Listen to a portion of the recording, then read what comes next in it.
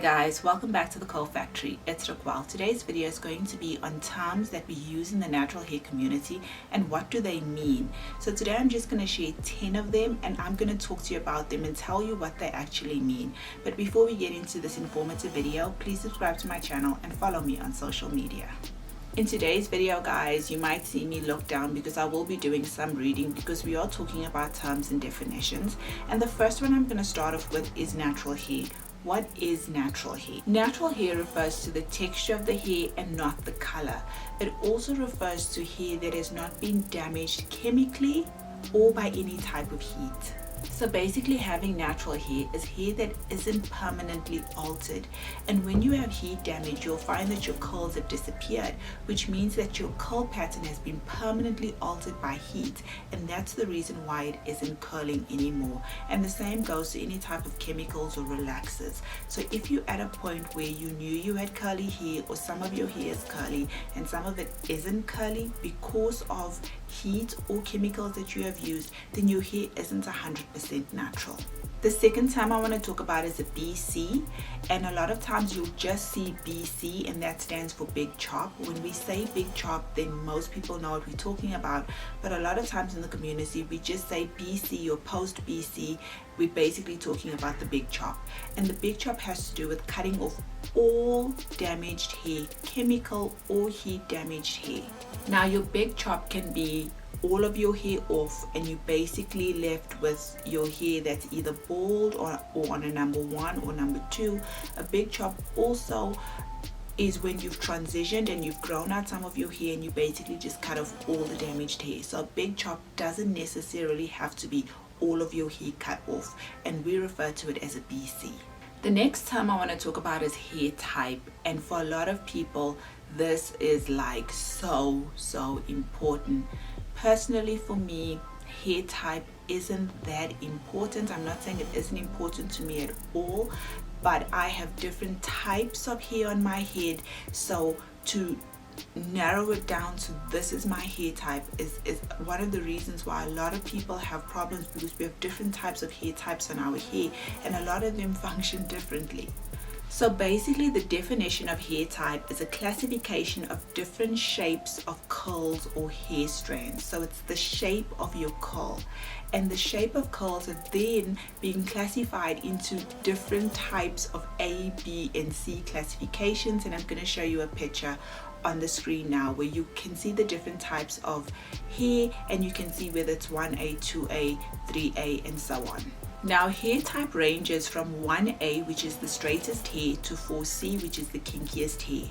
Type 2 hair is considered wavy hair, and you have 2A, 2B and 3C.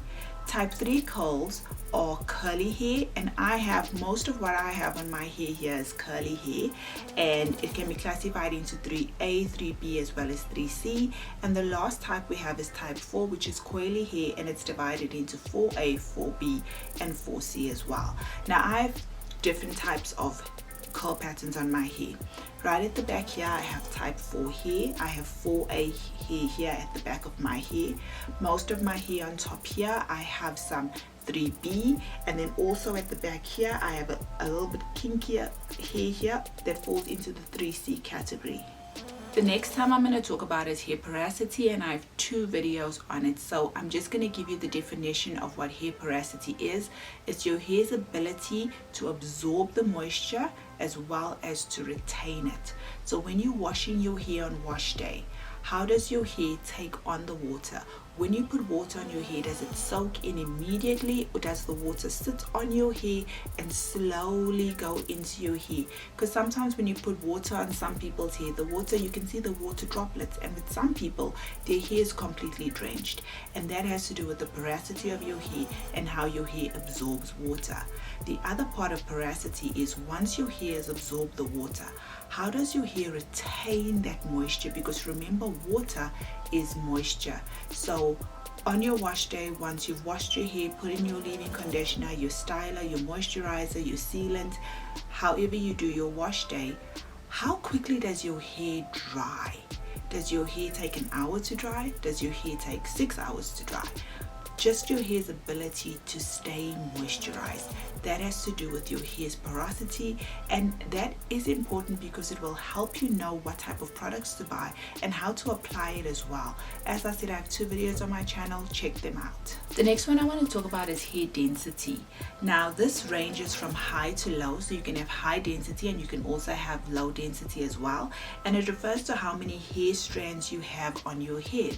So for people who have a thick head of hair, you know, they will have a much thicker density than those who have much finer hair. Your strands are very fine, very thin.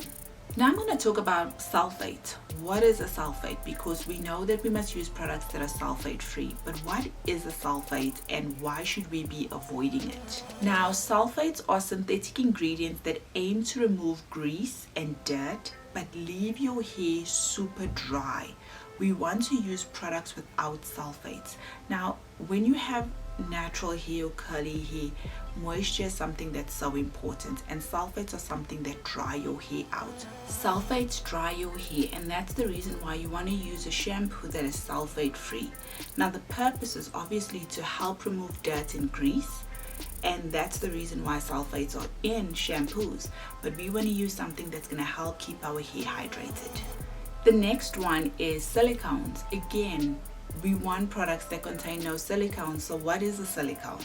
A silicone is a synthetic ingredient that aims to make your hair soft, silky and shiny, and we all want soft, silky and shiny hair, and that's the reason why brands put silicones inside. Now how the silicone works is that it wraps itself around your hair by adding a film around each strand to make it soft and shiny. But now when you're adding that silicone, it's not something that's helping your hair to breathe.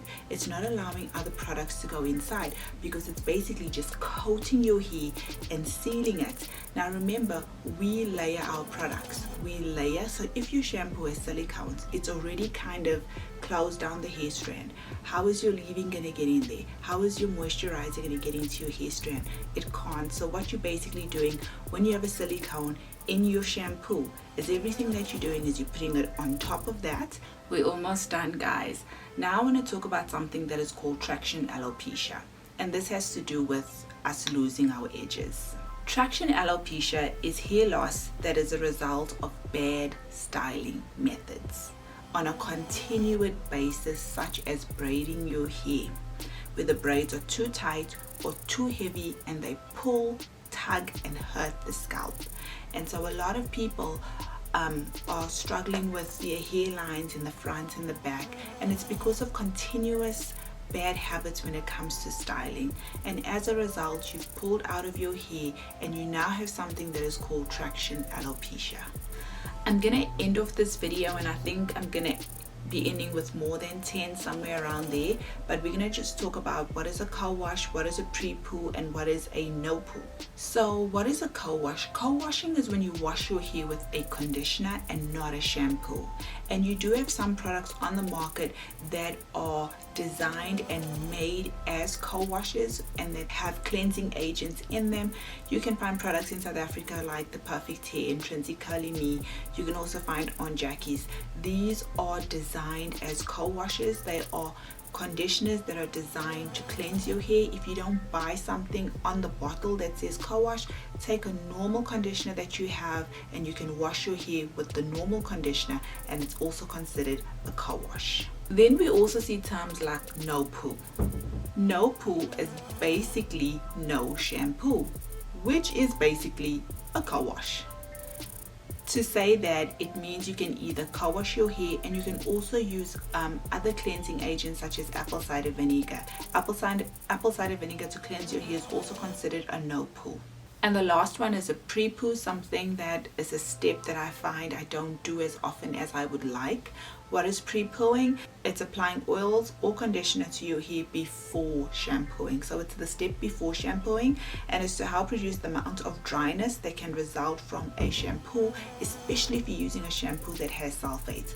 Sometimes we run out of our co-washes, we run out of our sulfate-free shampoos, and we just have a shampoo in our home that has sulfates. What you can do is apply an oil or conditioner first. Some people detangle. That just provides a layer so that when you put a sulfate shampoo on your hair, it doesn't dry your hair out as much as it would if you did not pre-poo your hair.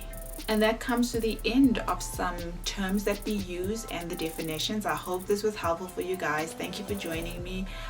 Watch the rest of my videos. I have tutorials, I have reviews, I have comparisons, lots and lots of stuff in the Cold Factory. So check out my other videos, and most of it is coming from a South African perspective.